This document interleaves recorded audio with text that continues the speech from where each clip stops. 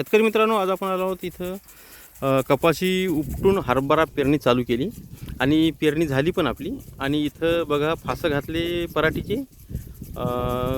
पराठी उपटून. आणि इथं सिलेक्शन हरभरा आपल्याला पेरणी चालू केली आहे.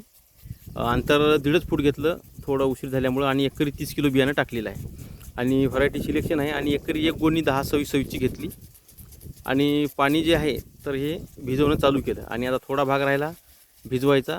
ते झाल्यानंतर आपलं पूर्ण क्षेत्र हे भिजवणं होऊन जाईल. आणि विशेष म्हणजे कुठलाही खर्च न करता आपण या प्लॉटमध्ये एक विशेष असं हे केलं, फक्त रोटावेटर केलेला आहे आपण. आणि रोटावेटर केल्यानंतर आपण पूर्ण पेरणी जी आहे 1.5 फुटाने करून टाकली. पंजी वगैरे काही घेतली नाही, कारण ढेकळं भरपूर होतात. आणि रोटावेटर केल्यामुळं पेरणी जी आहे ही सपाट जागेवर एकसारखी पेरणी झाली.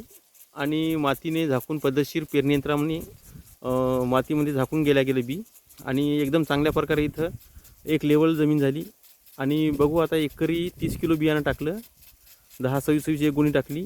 PCT 410 त्याला आपण लावलेलं आहे, प्रति किलो 3 मिली. आणि कपाशीचे फास अशी बाजूला लावून ठेवली.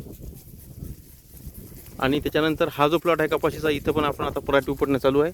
आणि इथं पण आपण सिलेक्शन हरभरा पेरणी चालू करणार आहोत थोड्याच वेळात, म्हणजे उद्या किंवा परवाला.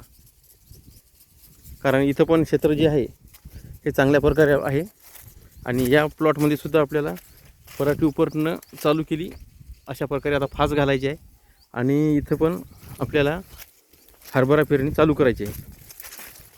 आणि बघा हरभरा 2 दिवसापूर्वी आपण पेरला, बघू शकता. आणि ही व्हरायटी आपली अर्ली येणारी आहे. हे बघा अशा प्रकारे पेरणी झालेली आहे. 2 एकर क्षेत्र आहे.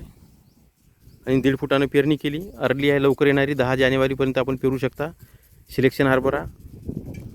तर अशा प्रकारे आपण या हरभऱ्याचं वैशिष्ट्य म्हणजे लवकर येणार वाण, भरघोस उत्पन्न देणार आहे. मागच्या वर्षी 9 जानेवारीला 9 क्विंटल झाला होता. आणि एका वर्षी 10 जानेवारीला आपण 11.5-13 क्विंटलपर्यंत घेतलं होतं 1.5 फुटाने. तर अशा प्रकारे फक्त अंतर आता 1.5 फूट पाहिजे. 2.5-3 फूट 2 फूट असं चालत नाही, कारण जसा उशीर होईल तसं अंतर कमी करावं लागते.